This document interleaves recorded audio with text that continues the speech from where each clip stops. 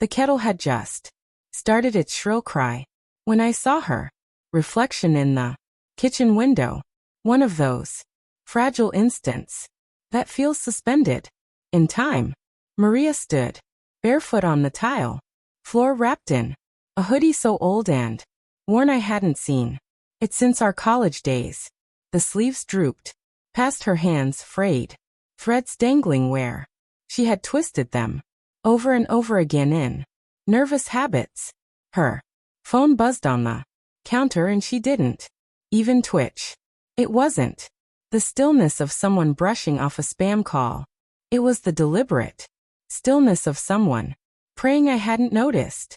She didn't know I'd been standing there already, 3 whole minutes in the hallway with wet hands, dishes abandoned in the sink.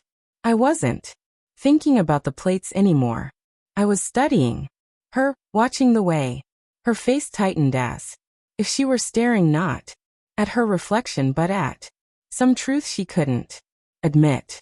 When she finally turned and caught sight of me, her features flickered surprise, fear, then smoothed into a smile that arrived half a beat too late. A smile rehearsed and misplaced. "Tea?" she asked, casual, reaching for the kettle like nothing around us was breaking apart. I didn't answer. I just walked past her and picked up the phone she'd left on the counter. The preview message blazed across the screen. Unread, merciless.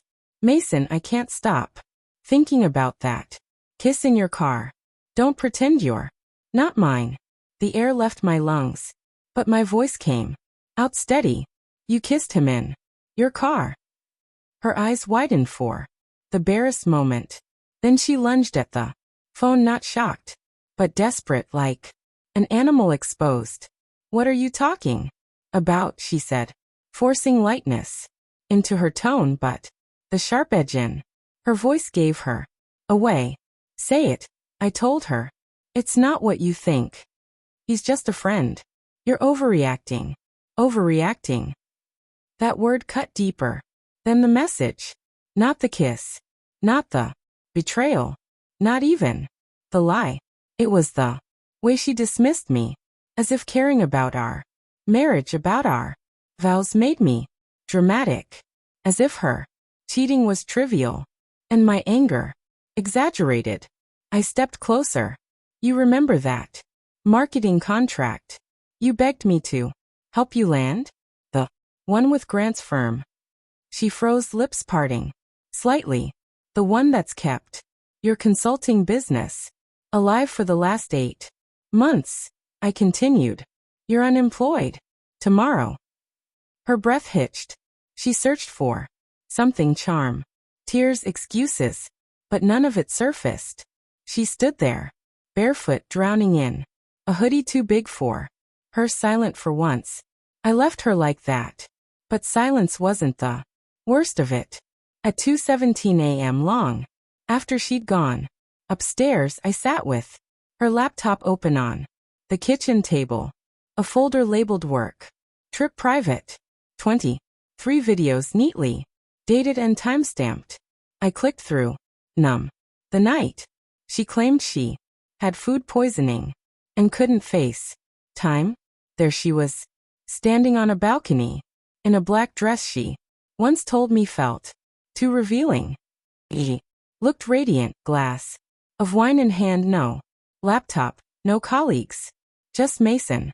By the 5th video I was hollow, his lips on her neck in a hotel hallway, her hands tangled in his hair, her face lit with a joy I hadn't seen in years. My stomach clenched. Then her phone buzzed again. Beside me. "Mason, did you talk to him? You said you would." Another. "Don't screw this up. He doesn't need to find out." She had promised him I was nothing but an obstacle, a barrier, a problem to be solved. I backed up every file, screenshots, emails, videos, an archive of a marriage dismantled. When she finally came downstairs around 9:30 the next morning, she was wearing one of my old college tee, shirts sipping orange juice as if nothing had shattered. So, she said lightly, are we going to talk about last night? I didn't turn. What's left to say? You went through my stuff like a lunatic. She snapped. I turned, then met her eyes without flinching. You call it snooping. I call it waking up. You're acting like I'm some kind of villain, she said. You kissed another man, I shot back, voice rising. That makes you exactly what you're afraid I see you as. I didn't plan it, she muttered. It just happened. He understood me. You didn't anymore. I gave her space and she filled it, talking about how she felt invisible, how it was only 7 or 8 times as if the numbers made it smaller, forgivable. She shrugged at betrayal like it was math. I placed a thick envelope on the counter. Inside, bank records, screenshots, a signed letter terminating her biggest client. I'm taking it all back. I told her. You wanted more. Here's less. Her mask slipped. Flipped through the documents, panic flickering. I didn't think you had it in you, she whispered. Neither did I. She scrambled after that. Called Blake's assistant. Begged. Failed. Later she drifted around the house with a wine glass in hand, trying to inhabit a space that no longer belonged to her. But she didn't fit anymore. Not in the clothes. Not in the silence. Not in my life. Be gone by Sunday, I said. No second chance? I shook my head. You didn't just break a rule. You broke me. She sat on the couch, eyes red, reaching for words. I didn't know he'd mean that much. You didn't care if he did, I answered. I still love you, she whispered. No, I said. You loved the life I built for you, not me. I don't want to leave. You already did. I walked barefoot out into the cool night air, not running, just leaving the ruins behind. By morning her suitcase was still empty. She dressed for an office that no longer wanted her, claimed she had emails to wrap up. I called her bluff, pulled up Mason's LinkedIn, showed her his history. His wife left him for the same reason. I told her, you're not the first woman he's ruined, but you're the last one who'll ruin me. Her voice cracked. You're just going to erase me. No, you did that yourself. I'm just not rewriting you into my future. By Monday, divorce papers would be served. She didn't know it yet.